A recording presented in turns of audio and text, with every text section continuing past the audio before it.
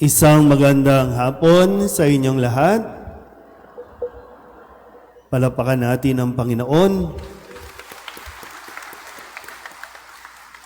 Gaya ng madalas na nangyayari kapag meron tayong pinapanood na mga dula o mga teatro, natatapos ang isang palabas sa pag-appreciate ng mga nakikinig, nanonood sa palakpak. At bilang pasasalamat din ng mga nanood na nasatisfy na naging masaya sa kanilang mga natunghayan.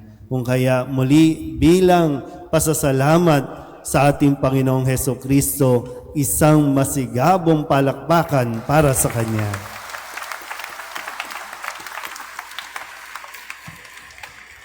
At salamat din at muli kayong nakabalik dito. Tingnan nyo nga yung mga katabi ninyo. Yung hamon natin kahapon, no? Salamat at napagtagumpayan mo ang tukso, ang demonyo. No? Maraming pwedeng pumigil sa iyo na pumunta dito. Unang-una, mainit ang panahon. Pangalawa, gutom na dahil may fasting and abstinence. O nakalimutan din. Fasting and abstinence ngayon, di ba? Bawal ang karne. Naku, nakalimutan, Father. Mayroon pa naman isang meal pang natitira, no? Pero sadya po napakaganda ng araw na ito. Tinatawag nating Biyernes Santo, sa Ingles, Good Friday. Sabihin nyo nga po, Good Friday. Dati talagang hindi ko naiintindihan, bakit Good Friday? May namatay. Bakit Good Friday? Kung pinakinggan natin yung kwento, di ba? Parang napakasaklap, napakasakit, masalimuot. Bakit Good Friday? Pero sa paglipas ng panahon, talagang masasabi ko rin na salamat. No? At talagang napakabuti ng araw na ito. Talagang Good Friday. Dahil dito ko napatunayan kung gaano tayo kamahal ng Diyos para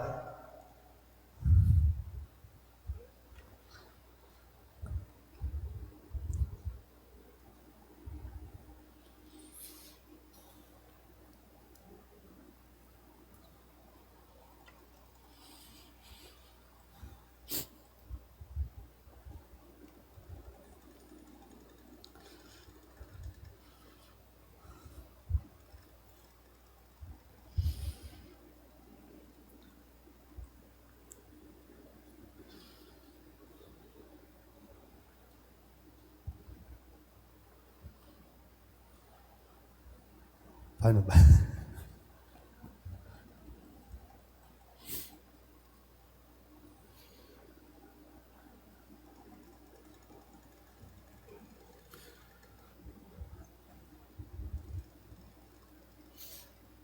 Hirap.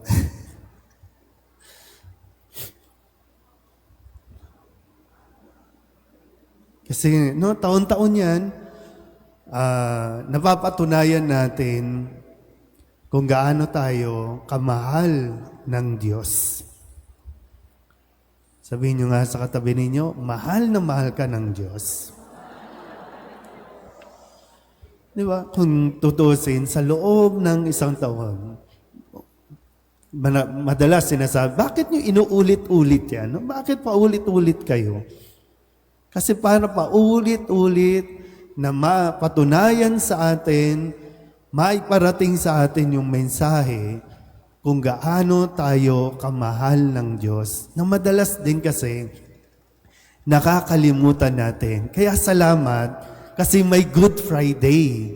Salamat, mayroong Biyernes Santo na magpapaalala sa atin na hindi naiiwan doon sa mga sakit, hindi naiiwan doon sa mga sakripisyo, pagpapasan ng krus, pagpaputo ng korona, pag-betray, pag-deny, kundi ang makikita at ipinakikita sa atin ay yung pagmamahal ng Diyos. O pwedeng hindi na gawin. Di ba? Napaka makapangyarihan na Diyos. Pwedeng hindi na gawin. At tayo, pwede nga sabihin na, wag nang gawin yan. Tayo pa naman mga tao, ayaw natin ng paghihirap. Gusto nating magmahal, pero ayaw natin ng paghihirap. Sa umpisa, pinaglalaban natin, mahal namin ang isa't isa. Nagmamahal lang ako, nagmamahal lang kami. Pero kapag nagkakaroon na ng paghihirap, kapag lumalabas na yung mga issues sa buhay, sa bawat isa, parang ayoko nang magmahal. O, kalak ba? Umpisa pa lang, sabi mo, mahal mo.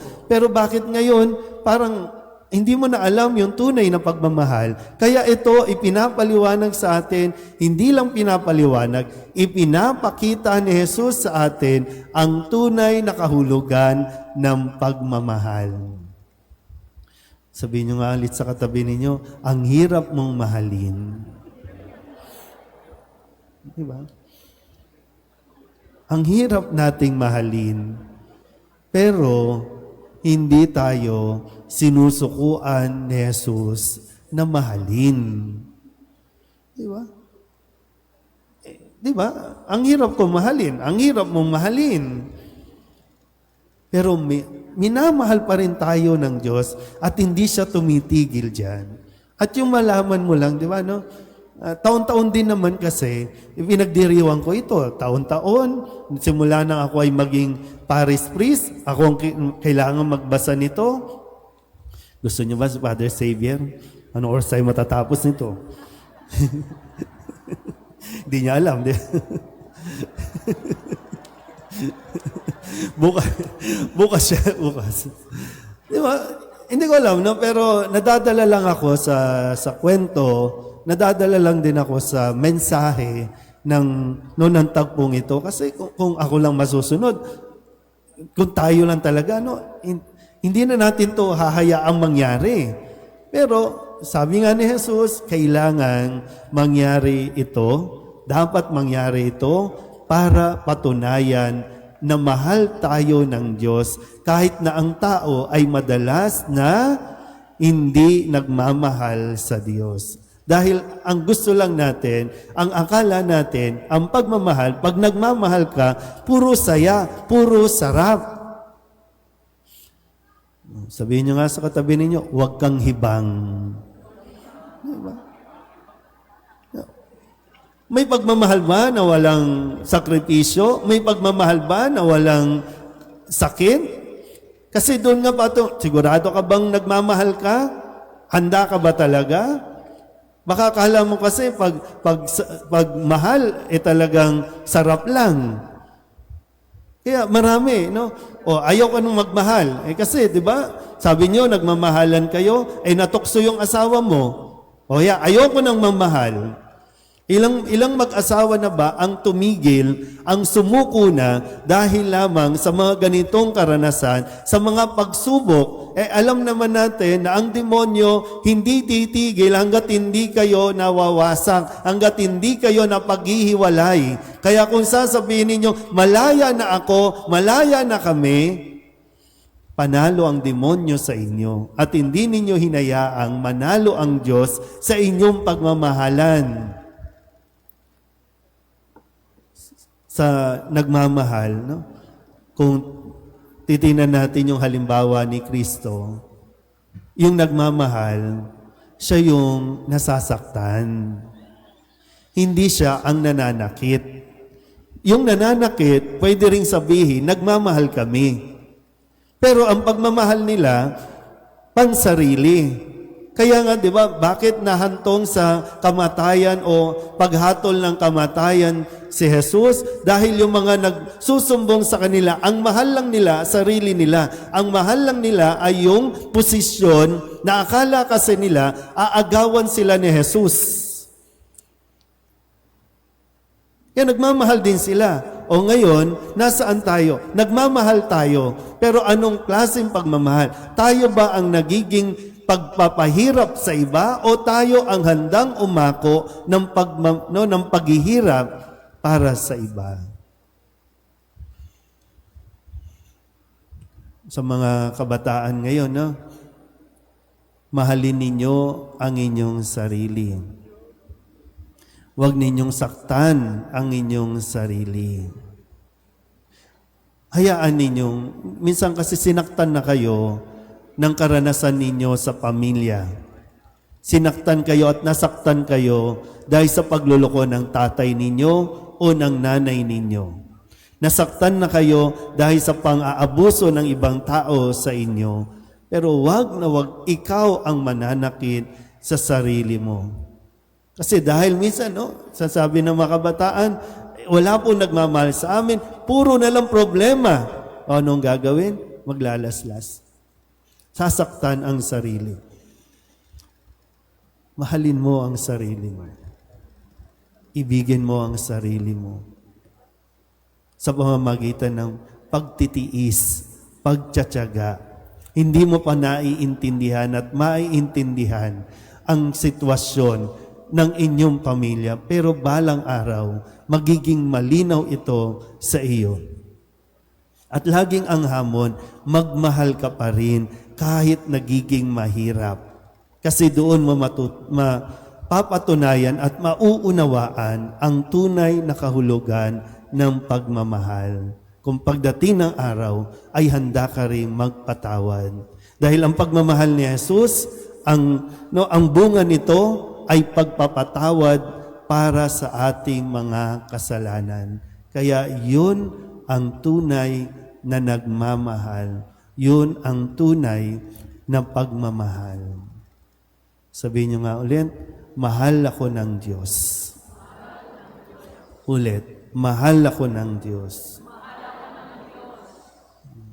At yung hamon, lagi tayong matuto sa halimbawa ni Jesus.